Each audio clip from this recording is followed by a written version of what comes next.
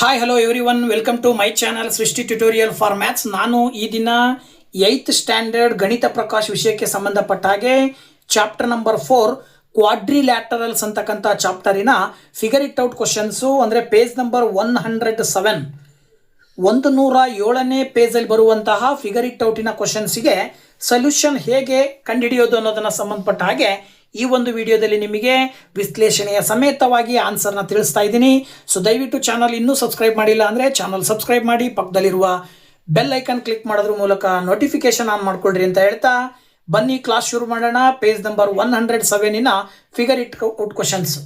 So page number 107ನಲ್ಲಿ ಬರುವ figure it out ಕ್ವಶನಿನ ಮೊದಲನೇ ಕ್ವಶನ್ ಹೇಳುತ್ತೆ, ಇಲ್ಲಿ ಟ್ರಾಪಿಜಿಯಂಗೆ ಸಂಬಂಧಪಟ್ಟ ಹಾಗೆ ಅವುಗಳ ಒಂದು ಪ್ರಾಪರ್ಟೀಸು, ರೋಂಬಸ್ನ ಪ್ರಾಪರ್ಟೀಸು ಮತ್ತು ಕೈಟ್ನ ಪ್ರಾಪರ್ಟೀಸನ್ನು ಒಳಗೊಂಡಂತೆ ಈ ಒಂದು ಪ್ರಶ್ನೆಗಳನ್ನು ನಾವು ನೋಡ್ತಾ ಇದ್ದೀವಿ. ಅದಕ್ಕೆ ಸಂಬಂಧಪಟ್ಟ ಹಾಗೆ ಮೊದಲನೇ question, find all the sides and the angles of the quadrilateral obtained by joining 2 equilateral triangles with sides 4 centimetre. Equilateral triangle ಅಂದರೆ ಇಲ್ಲಿ ಏನಂತ ಕರಿತೀವಿ ಅಂತ ಹೇಳಿದ್ರೆ ನಾವು ಸಮಬಾಹು ತ್ರಿಭುಜ ಅಂತ ಕರಿತೀವಿ. ಅಂದರೆ 3 ಬಾಹುಗಳು ಸಮವಿರುವ ಒಂದು ತ್ರಿಭುಜ, ಈ ತರಹದ 2 ತ್ರಿಭುಜಗಳನ್ನು ಒಂದಕ್ಕೊಂದು ಸೇರಿಸಿದೀವಿ ಅಂದರೆ ಅವಾಗ ಏನು ಕ್ವಾಡ್ರಿಲ್ಯಾಟರಲ್ ಫಾರ್ಮೇಷನ್ ಆಗುತ್ತೆ. ಆ ಒಂದು ಕ್ವಾಡ್ರಿಲ್ಯಾಟರಲ್ಲಿನ ಪ್ರತಿಯೊಂದು ಸೈಡ್ಸು ಮತ್ತು ಪ್ರತಿಯೊಂದು ಆಂಗಲ್ಸ್ನ ಮೆಜರ್ಮೆಂಟನ್ನು ಹೇಳ್ರಿ ಅಂತ ಕೊಟ್ಟಿದ್ದಾರೆ. ಇದಕ್ಕೆ ನೀವು ಆನ್ಸರ್ನ ಸುಲಭವಾಗಿ ಹೇಳ್ಬೋದು. ಹೇಗಪ್ಪ ಅಂತಂದರೆ, ಸೊ ನೋಡಿ ಇಲ್ಲಿ 2 ಟ್ರಯಾಂಗಲ್ಲು, 2 ಟ್ರಯಾಂಗಲ್ಲಿನ ಪ್ರತಿಯೊಂದು ಸೈಡ್ ಕೂಡ 4 ಸೆಂಟಿಮೀಟರ್ ಇರೋ ರೀತಿಯಲ್ಲಿ 2 ಟ್ರಯಾಂಗಲನ್ನು ತಗೊಂಡ್ರೆ ABC ಮತ್ತು DEF ಅಂತಕ್ಕಂತಹ 2 ಟ್ರಯಾಂಗಲ್ಲು, 2 ಟ್ರಯಾಂಗಲಿನ ಪ್ರತಿಯೊಂದು ಸೈಡ್ಸು 4 ಸೆಂಟಿಮೀಟರ್ ಇದ್ದಾವೆ ಅಂತ ಹೇಳಿದ್ರೆ ಈ 2 ಸೈಡ್ಸ್, ಈ 2 ಟ್ರಯಾಂಗಲನ್ನು ಒಂದಕ್ಕೊಂದು ಜೋಡಿಸಿದಾಗ ಅಂತ ಕೊಟ್ಟಿದ್ದಾರೆ. ಅಂದರೆ ಹೇಗಪ್ಪ ಜೋಡಿಸೋದನ್ನ ಅಂತ ಹೇಳಿದ್ರೆ ABC ಅನ್ನುವಂಥ ಟ್ರಯಾಂಗಲನ್ನು ನೀವು ಮೇಲ್ಗಡೆ ಬರೀತೀರಾ, ಅದೇ ರೀತಿ ಕೆಳಗಡೆ DEF ಟ್ರಯಾಂಗಲನ್ನು ನೀವು ಈ ರೀತಿ ಬರೆದ್ರಿ ಅಂತ ಹೇಳಿದ್ರೆ ಇದು ಒಂದು ಕ್ವಾಡ್ರಿಲ್ಯಾಟರಲ್ ಫಾರ್ಮೇಷನ್ ಆಯಿತು. ಈ ಫಾರ್ಮೇಷನ್ ಆದಂಥ ಕ್ವಾಡ್ರಿಲ್ಯಾಟ್ರಲ್ ಇದು ABC ಅಂತ ತಗೊಂಡ್ರೆ ಮೇಲ್ಗಡೆ ನೀವು D ಅಂತ ಬರೀತೀರಿ. ಇದು ಏನಾಗಿರುತ್ತೆ ಅಂದರೆ ಇದು BC = EF ಆಗಿರೋದ್ರಿಂದ ಎರಡೂ ಸಂದರ್ಭದಲ್ಲೂ ಕೂಡ ಇದು ಡಯಾಗ್ನಲ್ ಅಂತೇಳಿ ನಾವು ಕನ್ಸಿಡರ್ ಮಾಡಬೇಕಾಗತ್ತೆ. ಈ ಒಂದು ಡಯಾಗ್ನಲ್ BC ಅನ್ನುವಂಥ ಡಯಾಗ್ನಲ್ಲು 4 ಸೆಂಟಿಮೀಟರ್ ಇದೆ ಅಂತ ಅರ್ಥ. ನಿಮಗೆ ಕೇಳಿರೋದು AB, BD, DC, AC ಎಷ್ಟು ಅಂತ ಕೇಳಿದ್ದಾರೆ. AB ನ ಮೆಜರ್ಮೆಂಟು 4 ಸೆಂಟಿಮೀಟರ್ ಇದೆ ಅಂದರೆ ಆಲ್ ಸೈಡ್ಸ್ 4 ಸೆಂಟಿಮೀಟರ್ ಇರೋದ್ರಿಂದ ನೀವು ಸುಲಭವಾಗಿ ಆನ್ಸರ್ ಹೇಳ್ಬೋದು. AB = AC = BD = DC = 4 centimetre. ಒಂದು ಕ್ವಶನ್ ಆಯಿತು. ಆಲ್ ಸೈಡ್ಸನ್ನು ಫೈಂಡ್ ಮಾಡಿರಿ ಅಂತ ಕೊಟ್ಟಿದ್ದಾರೆ, ಫೈಂಡ್ ಔಟ್ ಮಾಡಿ ಅಂತ ಕೊಟ್ಟಿದ್ದಾರೆ. ಇದ್ರ ಜೊತೆಗೆ ಆಲ್ ಆಂಗಲ್ಸನ್ನು ಫೈಂಡ್ ಔಟ್ ಮಾಡಿರಿ. ಈಗ ಎಲ್ಲ ಸೈಡ್ಸು ಈಕ್ವಲ್ ಆಗಿದ್ದಾವೆ ಅಂತ ಹೇಳಿದ್ರೆ ಇದನ್ನು ನಾವೇನಂತ ಕರಿಬೋದು, it is one of the square ಅಂತ ಹೇಳ್ಬೋದಲ್ವ ನಾವು. ಇದು ಒಂದು ಸ್ಕ್ವೇರ್ ಅಂತ ಹೇಳಿ ನಾವು ಸುಲಭವಾಗಿ ಹೇಳೋದ್ರಿಂದಾಗಿ quadrilaterals, all sides are equal, all sides are equal. ಓಕೆನಾ? ಇದರ ಆಧಾರದ ಮೇಲೆ in A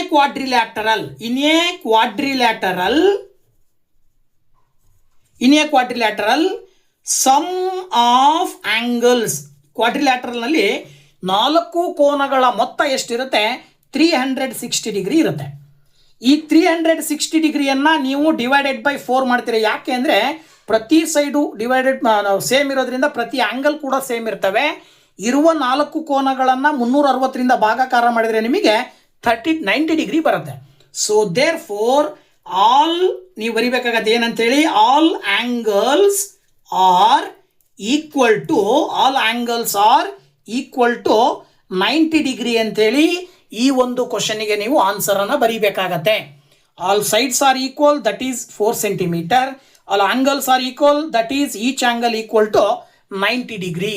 okay, next question number 2 ಹೇಳ್ತಾ ಇದೆ ಏನಪ್ಪ ಅಂದರೆ, construct a kite whose diagonals are of length 6 centimetre and 8 centimetre ಅಂತೇಳಿ 2 ಡಯಾಗ್ನಲ್ಗಳನ್ನು ಕೊಟ್ಟಿದ್ದಾರೆ. 6 ಸೆಂಟಿಮೀಟರ್, ಇನ್ನೊಂದು 8 ಸೆಂಟಿಮೀಟರ್.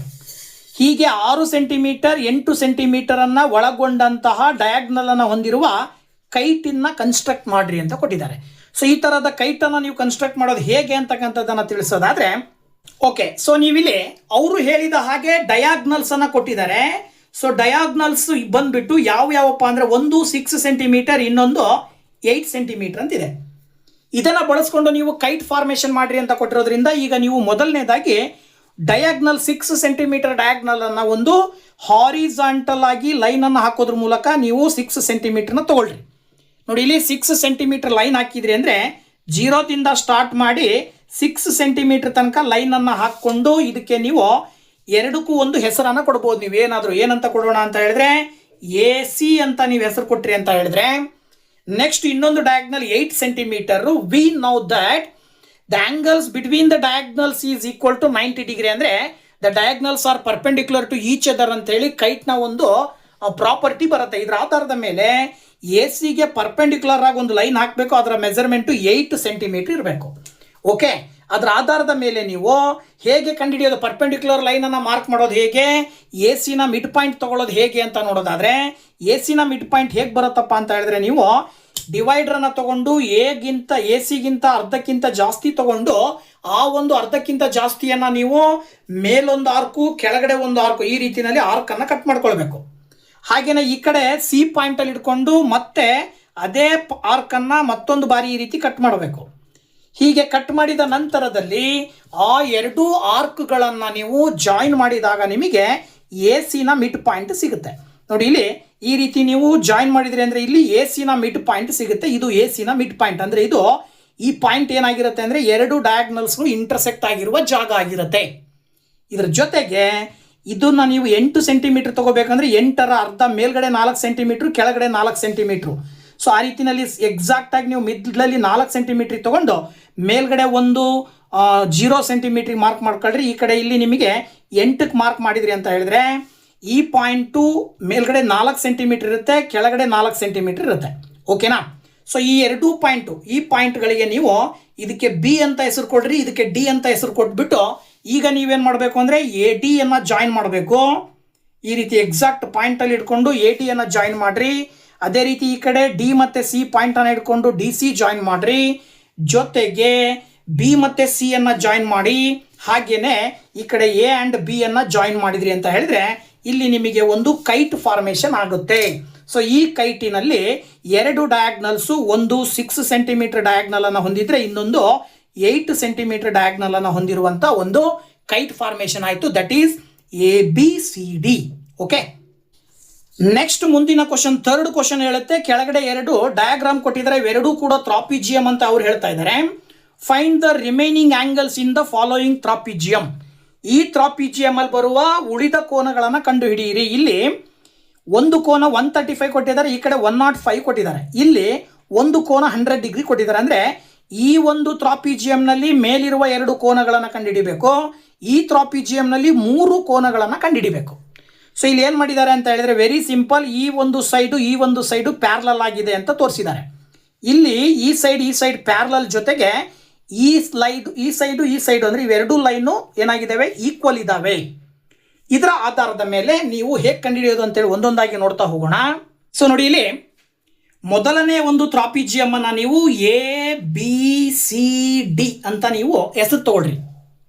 ಇದರ ಆಧಾರದ ಮೇಲೆ ಏನು ಹೇಳ್ತಾರೆ ಅವರು ಅಂತ ಹೇಳಿದ್ರೆ, ಮೊದಲನೇದರಲ್ಲಿ ಇನ್ ದ ಫಿಗರ್, ಮೊದಲನೇದಕ್ಕೆ ಆನ್ಸರ್ ಹೇಳಬೇಕಾದ್ರೆ ಇನ್ ದ ಫಿಗರ್ ಅವರೇ ಕೊಟ್ಟಿದ್ದಾರೆ ಏನಂತೇಳಿ, ABCD ಈಸ್ ಎ ಟ್ರಾಪಿಜಿಯಂ ಅಂತ ಅವ್ರು ಕೊಟ್ಟಿದ್ದಾರೆ. ಹೌದಾ? ABCD is a trapezium. Okay, so ABCD trapezium ಜೊತೆಗೆ ಏನು ಹೇಳ್ತಾರೆ ಅವರು ಅಂತ ಹೇಳಿದ್ರೆ AB ಪ್ಯಾರಲಲ್ ಟು CD ಅಂತ ಕೊಟ್ಟಿದ್ದಾರೆ.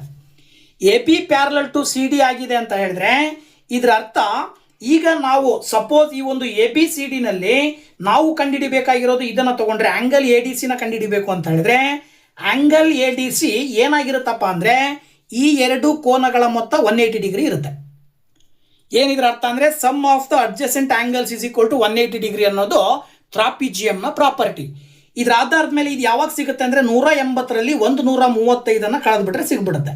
ಅಂದರೆ ಅಲ್ಲಿಗೆ 180 ಮೈನಸ್ 135 ಡಿಗ್ರಿ ಅಂತ ತಗೊಳ್ಬೇಕು. ಯಾಕೆ ಅಂತ ಹೇಳಿದ್ರೆ ರೀಸನ್ ಏನು ಬರೀತೀರಾ ಅಂತ ಹೇಳಿದ್ರೆ ನೀವು ಇದಕ್ಕೆ ರೀಸನ್ ಏನು ಬರೀಬೇಕು, sum of the adjacent angles is 180 degree ಅಂತೇಳಿ ಹೇಳ್ಬೇಕು ನೀವು. ಸೊ ಇದರ ಆಧಾರದ ಮೇಲೆ ನೀವು ಸುಲಭವಾಗಿ angle ADC is equal to 180 minus 135 ಮಾಡಿಬಿಟ್ರೆ ಆನ್ಸರ್ ಸಿಕ್ಬಿಡುತ್ತೆ. ಎಷ್ಟು ಬರುತ್ತೆ ಆನ್ಸರು? 45 ಡಿಗ್ರಿ ಬಂತು. ಒಂದು ಆಂಗಲ್ ಆಯ್ತಲ್ವಾ, ಅದೇ ರೀತಿ ಇವೆರಡು ಕೂಡ ಅಡ್ಜಸೆಂಟ್ ಆಂಗಲ್ ಆಗ್ತಾವೆ. ಸಿಮಿಲರ್ ಪ್ರಾಪರ್ಟಿ ಆಧಾರದ ಮೇಲೆ ಆಂಗಲ್ ಬಿ ಸಿ ಡಿ ಬೇಕು ಅಂದರೆ angle B C D is equal to ಏನು ಮಾಡ್ಬೋದು ನೀವು ಅಂತ ಹೇಳಿದ್ರೆ, ಇಲ್ಲೂ ಕೂಡ 180 ಡಿಗ್ರಿ ಮೈನಸ್ 105 ಡಿಗ್ರಿ ಅಂತ ತಗೊಂಡ್ರಿ ಅಂದರೆ 180ನಲ್ಲಿ 105 ಡಿಗ್ರಿಯನ್ನು ಲೆಸ್ ಮಾಡಿದರೆ 75 ಡಿಗ್ರಿ ಬರುತ್ತೆ. ರೀಸನ್ನು ಮೇಲ್ಗಡೆ ಇಲ್ಲಿ ಏನು ಬರೆದಿದ್ದೀರಾ ಅದೇ ರೀಸನ್, ಸೇಮ್ ರೀಸನ್ ಕೆಳಗಡೆನೂ ಕೂಡ ಬರಿಬೇಕಾಗತ್ತೆ. ಇದರ ನಂತರದಲ್ಲಿ ನೆಕ್ಸ್ಟ್ ಪಾಯಿಂಟ್ ಕೊಟ್ಟಿದ್ದಾರೆ. ಸೊ ಇದಲ್ಲ, ಇದು ಲೈನು ಮೇಲ್ಗಡೆ ಇರ್ತಕ್ಕಂಥದ್ದು. ಈ ಎರಡು ಲೈನು ಪ್ಯಾರಲಲ್ ಆಗಿದ್ದಾವೆ ಅಂತ ಕೊಟ್ಟಿದ್ದಾರೆ. ಈ ಎರಡು ಸೈಡು ಈಕ್ವಲ್ ಅಂತ ಕೊಟ್ಟಿದ್ದಾರೆ. ಇದಕ್ಕೂ ಕೂಡ ನೀವು ಎ ಬಿ ಸಿ ಡಿ ಅಂತೇಳಿ ಏನಾದರೂ ನೀವು 3-4 ವರ್ಟಿಸಸ್ಗೆ ಹೆಸರನ್ನು ತಗೊಂಡ್ರಿ ಅಂತ ಹೇಳಿದ್ರೆ, ಇಲ್ಲಿ 100 ಡಿಗ್ರಿ ಇದೆ, ಈ ಸೈಡು ಈಕ್ವಲ್ ಇದೆ ಅಂತ ಅಂದರೆ, ಜೊತೆಗೆ ಇಲ್ಲೂ ಕೂಡ ಇದು ಕೂಡ ಟ್ರಾಪಿಜಿಯಮ್ ಆಗಿರೋದ್ರಿಂದ ಇಲ್ಲೂ ಕೂಡ ನೀವೇನು ಮಾಡ್ಬೋದು ಅಂದರೆ ಅಡ್ಜಸೆಂಟ್ ಆಂಗಲ್ಸ್ನ ಸಮ್ 180 ಡಿಗ್ರಿ ಇಲ್ಲೇನು ತೊಗೊಂಡಿದ್ದೀರಲ್ಲ ಇದೇ ರೀಸನ್ಸನ್ನು ಇಲ್ಲೂ ಕೂಡ ನೀವು ತೊಗೊಂಡ್ರಿ ಅಂತ ಹೇಳಿದ್ರೆ, ಇದಕ್ಕೂ ಕೂಡ ನೀವು ಆನ್ಸರ್ ಏನು ಬರೀತೀರಾ, ಇನ್ ದ ಫಿಗರ್ ಏನಂತ ಹೇಳ್ಬೋದು ನೀವು, A B C D is a trapezium ಅಂತ ಬರಿಬೇಕು. ಓಕೆನಾ, A B C D is a trapezium, ಜೊತೆಗೆ A B parallel to C D ಅಂತೇಳಿ ಅವರೇ ಗಿವನ್ ಕೊಟ್ಟಿದ್ದಾರೆ.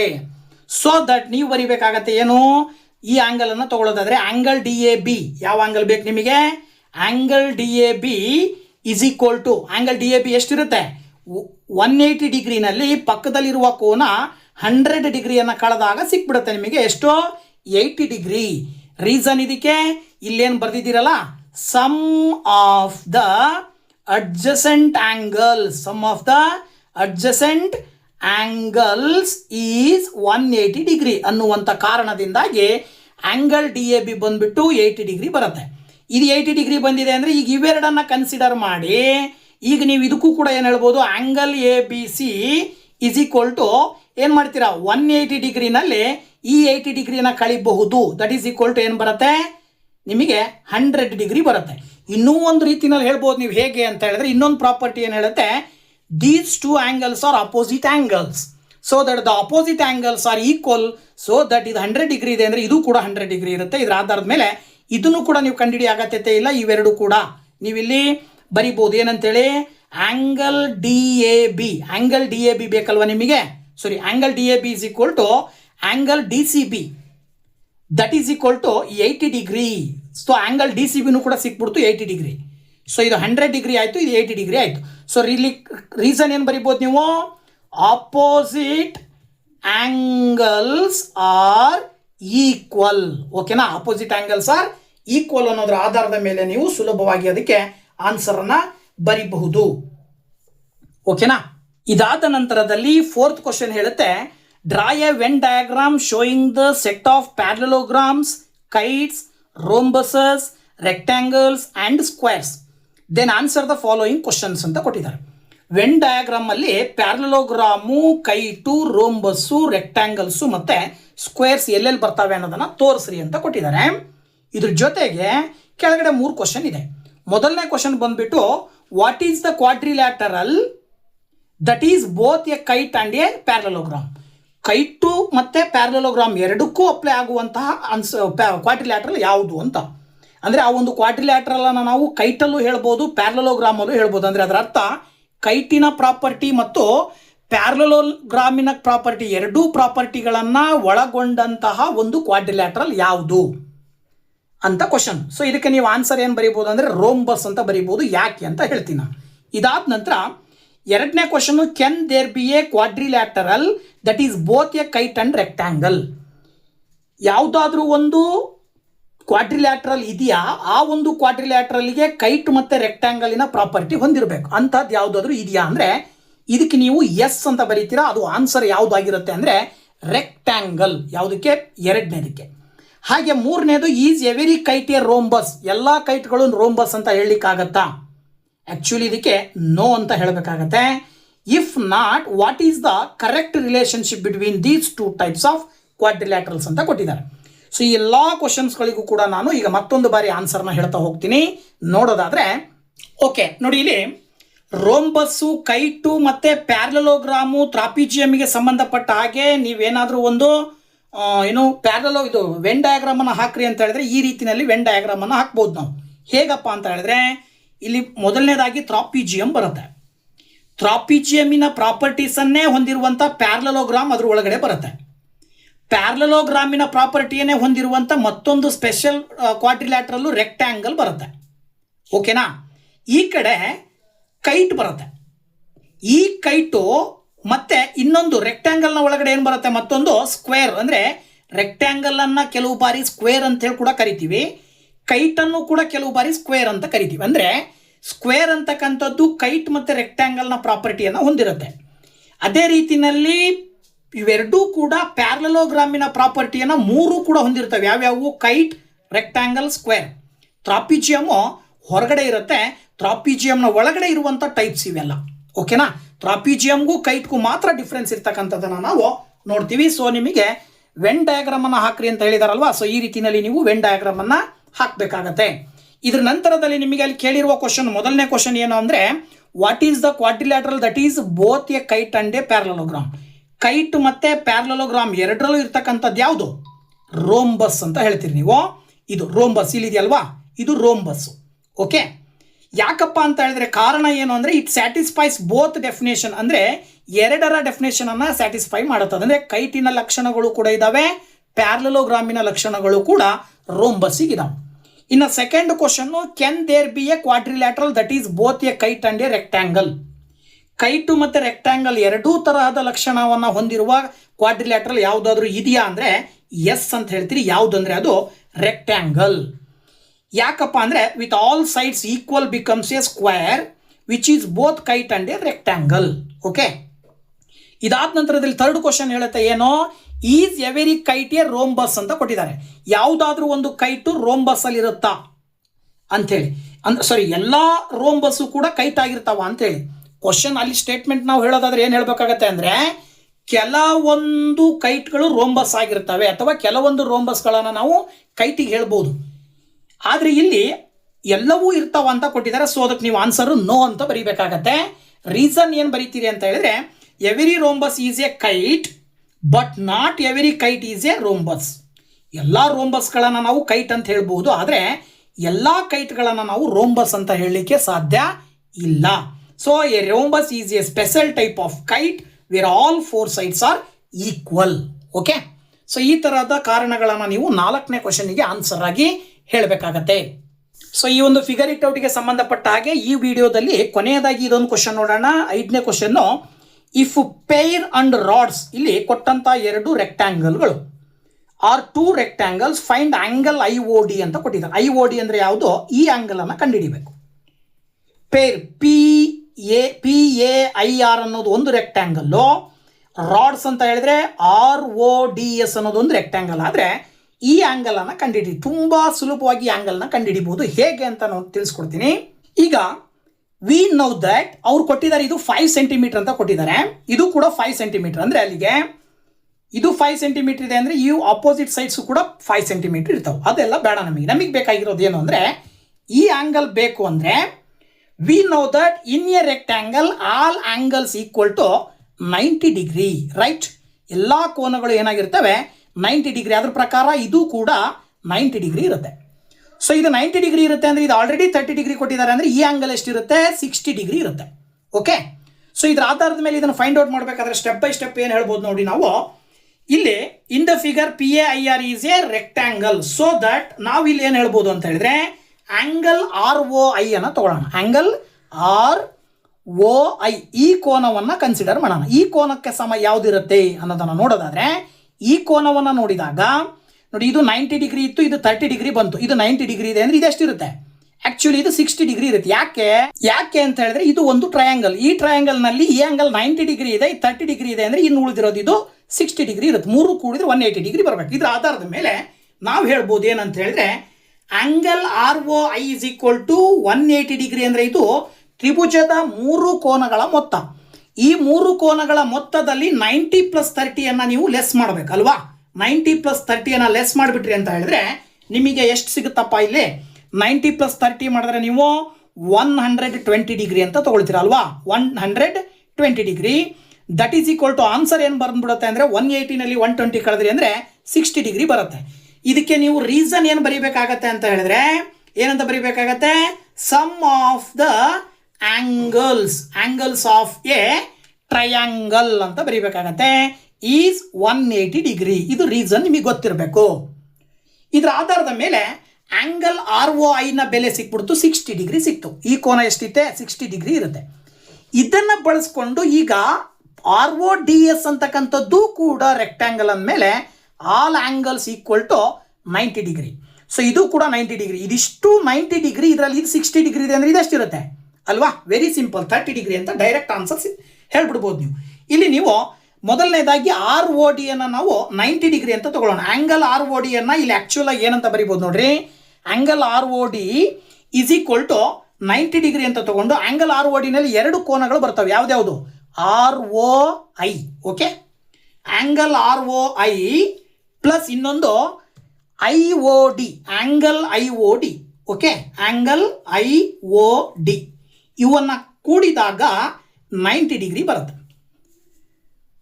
ROI ಆಲ್ರೆಡಿ ಕಂಡು ಹಿಡಿದಿದ್ದೀರಾ, ಎಷ್ಟು? 60 ಡಿಗ್ರಿ ಪ್ಲಸ್ ಆಂಗಲ್ IOD ಮಾಡಿಬಿಟ್ರೆ 90 ಡಿಗ್ರಿ ಬರುತ್ತೆ. So very simple, angle IOD is equal to 90 degree minus 60 degree ಮಾಡಿಬಿಟ್ರಿ ಅಂದರೆ ಆಂಗಲ್ IOD ಫೈಂಡ್ ಔಟ್ ಮಾಡಕ್ಕೆ ಕೇಳಿದಾರೆ ಅವರು. ಸೊ ಆಂಗಲ್ IOD 90 ಮೈನಸ್ 60 ಮಾಡಿಬಿಟ್ರೆ 30 ಡಿಗ್ರಿ ಬಂದ್ಬಿಡ್ತು. This is the answer.